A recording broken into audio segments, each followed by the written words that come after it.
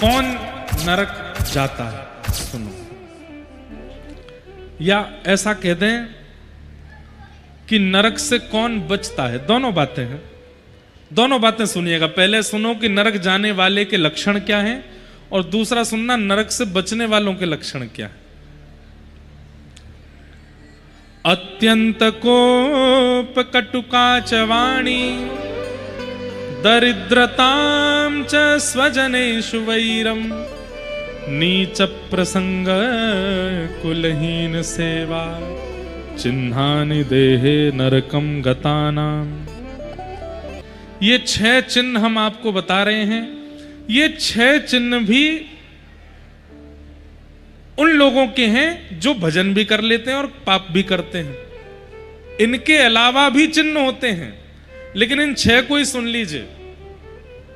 पहला, अत्यंत कोप, भयंकर गुस्सा, अनकंट्रोल्ड क्रोध जो करता है, जिसके सामने पूरा परिवार, खानदान, पत्नी, बच्चे सब डरते हैं कि उनको ये बात पता नहीं चल जाए, क्यों नहीं तो फिर कुछ तोड़ फोड़ मचाएंगे।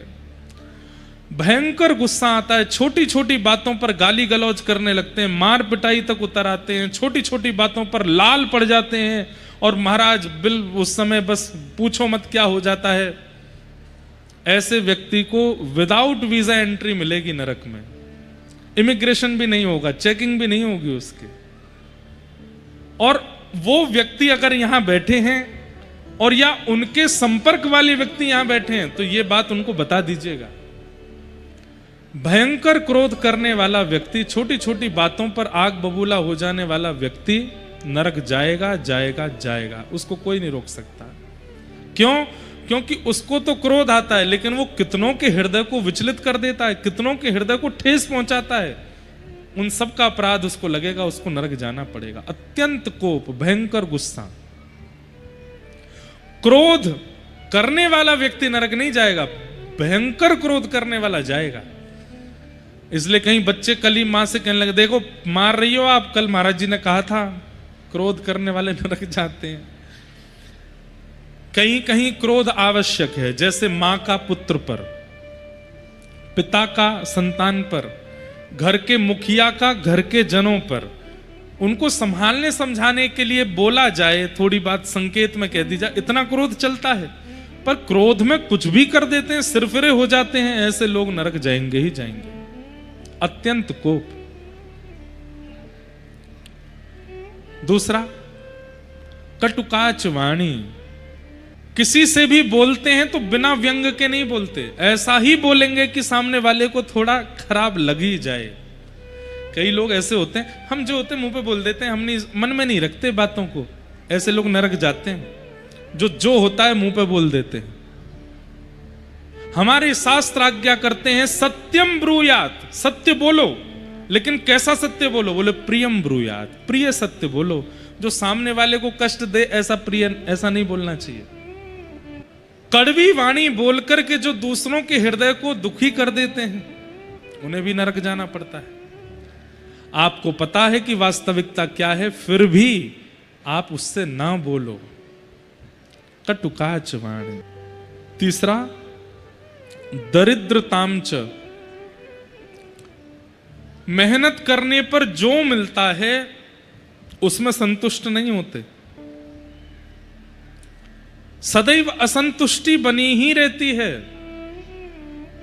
उसके पास जो है ये मेरे पास क्यों नहीं है, इसको जो मिल गया ये मुझे क्यों नहीं मिला, इसको मुझसे बेहतर कैसे मिल गया, इसके पास ये कैसे आ गया। जो दूसरों की उपलब्धियों से सदा अपने उपलब्धियों को कोसते रहते हैं, ऐसे लोगों को दरिद्र कहते हैं। और एक बात और सुन लो,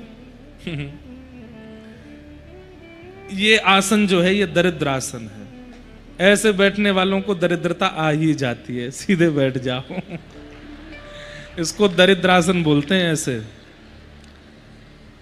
जो लोग ऐसे बहुत बैठते हैं, उनके अंदर असंतुष्टता होती ही है, वो असंतोषी रहते हैं जीवन भर। इसलिए इस आसन में नहीं बैठना चाहिए। हाथ पांव दर्द कर रहे तो इधर उधर हो लो, लेकिन इस आसन में मत बैठो। एक दो बैठे थे तो मैंने संकेत कर दिया है। दरिद्रताम च, ऐसा नहीं है कि आप दरिद्र ही हो जाओगे, पर हां धीरे धीरे होने प्रारंभ हो जाओगे, धीरे धीरे लक्षण आने लगेंगे असंतुष्टि के। दरिद्रतामच, दरिद्र व्यक्ति नरक का गामी होता है, जो असंतुष्टि रहता है। पत्नी कितना भी अच्छा भोजन बना ले, लेकिन उसमें भी तुमने नमक ठीक से नहीं डाला, नींबू नहीं पड़ा इसमें, ये नहीं हुआ, वो नहीं हुआ, ये नहीं, वो कितना भी अच्छा श्रृंगार कर ले फिर भी उसमें कोई ना कोई कमी ही निकाल। मतलब ये वो लोग हैं जो कभी संतुष्ट किसी चीज से होते नहीं। इनका काम एक ही है, कथा बहुत बढ़िया हुई, इतने लोग आए, हजारों लोग आए, महाराज जी ने बहुत बढ़िया कथा सुनो, फिर भी उनको कुछ ना कुछ निकालना है उसमें। ऐसे लोग जो असंतुष्ट ही रहते हैं, दरिद्र, इनको नरक जाना पड़ता है। क्यों? इनके लिए कुछ भी कर लीजिए, ये कभी प्रसन्न ही नहीं होते।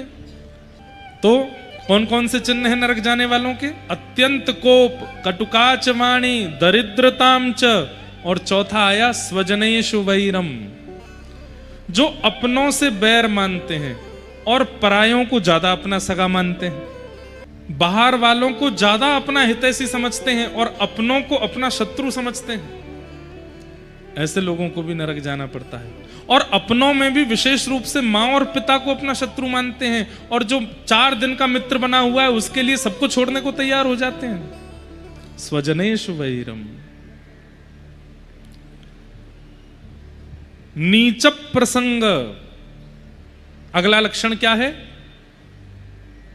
जो नीच लोगों का संग करते हैं, मांस खुद नहीं खाते, मदिरा स्वयं नहीं पीते, पर स्त्री गमन स्वयं नहीं करते, पर पुरुष गमन स्वयं नहीं करते, लेकिन जो मांस भी खाता है, जो मदिरा भी पीता है, जो स्त्री गमन भी करता है, जो पुरुष गमन भी करती है, गलत गलत सारे काम करने वालों का संग करते हैं। मतलब हम नहीं करते, हमारा मित्र कभी कभी पी लेता है, हमारा मित्र खा लेता है, हमारा मित्र गलत काम कर लेता है, मैं नहीं करता, मैं परम शुद्ध हूं। वो तो जाएगा, आपको भी लेके जाएगा, आपको जाना पड़ेगा। नीच लोगों का संग करने वालों को नरक जाना पड़ता है। कुलहीन सेवा, माता पिता को गलत व्यवहार करने वाले बालक की जो सेवा करता है, जो मदद करता है, सुन रहे हैं बात को? माता पिता के साथ गलत व्यवहार करने बालक की जो व्यक्ति सेवा करता है और मदद करता है, उसको भी नरक जाना पड़ता है। ये तो थोड़े बहुत सुधरे हुए चिन्ह हैं, इनके अलावा पाप की गणना तो है ही नहीं। कितने पाप हैं। कई बार कथा सुनने वालों में भी ये 6 लक्षण आ जाते हैं, इसलिए इन 6 लक्षणों को ही बताया गया है। कथा सुनने वाले में भी क्रोध होता है, कथा सुनने वाले में भी असंतुष्टि होती है, कथा सुनने वाले भी कई बार वाणी के उचित नहीं होते, कथा सुनने वाले कई बार नीच लोगों का संग भी करते हैं, कथा सुनने वाले कई बार कुलहीन लोगों की सहायता भी करते हैं। इसलिए ये 6 बातें ही क्यों बताई गई हैं? क्योंकि कथा सुनने वाले में भी कई बार ये 6 लक्षण होते हैं। इनके अलावा भी नरक जाने वालों के लक्षण हैं जो कथा में आते ही नहीं है, उनके तो बहुत ही लक्षण हैं। कृपया कर इन 6 से बचो।